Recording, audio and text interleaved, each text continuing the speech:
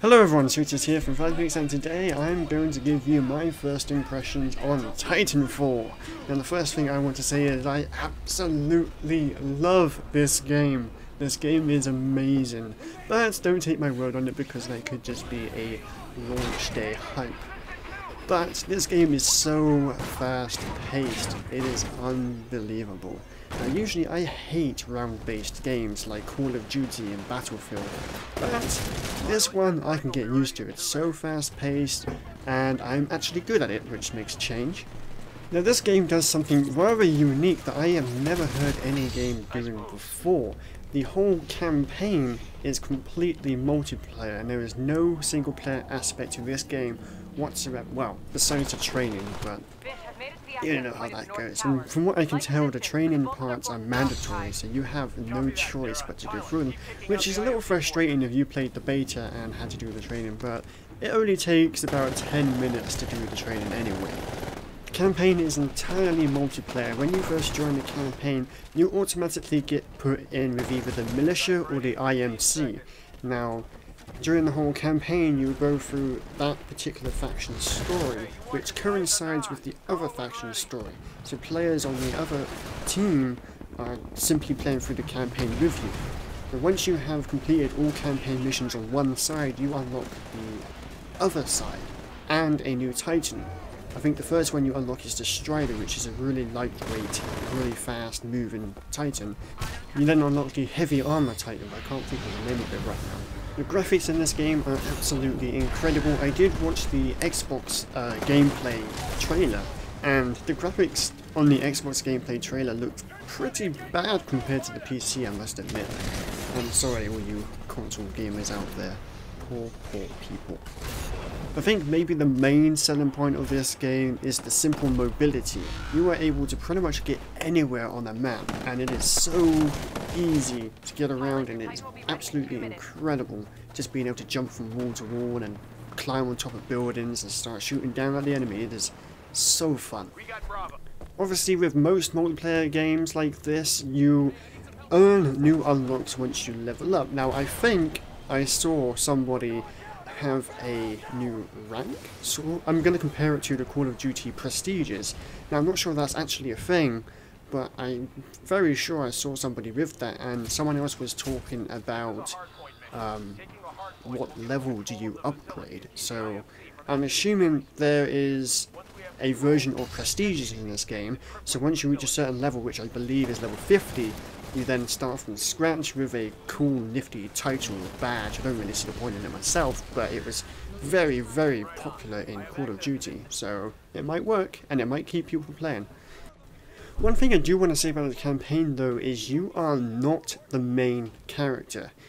As you're fighting around in the battle, you can hear, and in the corner if you're paying attention, you can see a little video feed of the main characters doing whatever it is they're doing, and you're more of just a support role. So if you're winning in a battle, the main characters will be able to achieve certain things, but if you start losing, they're going to start saying that, you know, we're going to have to evacuate soon, or so-and-so is not working, or something's being overridden. I did notice, however, that the matchmaking system isn't perfect. When I first started off, I was put into a game where nearly everyone in my team was level 1, and there was a level 37 in the other team, and level 20s, and needless to say, we got our ass kicked. Some of the maps can be absolutely confusing and complete mazes, such as there's one map that kind of looked like some sort of shanty town, and it was really hard to tell where the enemy players were, and they would just be popping up all over the place. So some of the maps are incredibly varied. Like the maps have nothing similar whatsoever, and it is a complete different experience each and every time. Now I'm not sure how many unique maps there are. I'm gonna go with roughly 8. When I played classic multiplayer, it did seem to repeat all of the campaign maps, which kind of makes sense. But it was kind of sad to see the same maps being used over and over again. But hopefully, they say there's a season pass for Titanfall, so hopefully there's going to be new maps coming soon.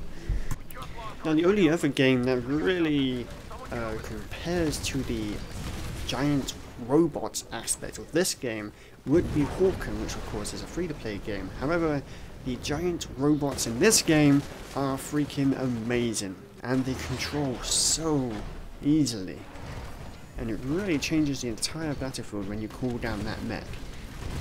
Now, you're probably wondering if you should spend $60 on this game. So far, you've listened to my first impressions and you are saying this game sounds awesome, but I'm going to say no. It is not worth your $60. Why, you might ask? It's because it's simply very repetitive. I've completed both campaigns in a couple of hours. The game, apart from just leveling up and unlocking those prestiges, I say in quotation marks, so I have no idea what they're actually called, there's really nothing more to the game. It's fun as hell to play, and I'll happily play for hours on end. But for $60, no. I wouldn't spend that much on this game. $60 is what I would spend on something like Skyrim that gives you much, much more for your money.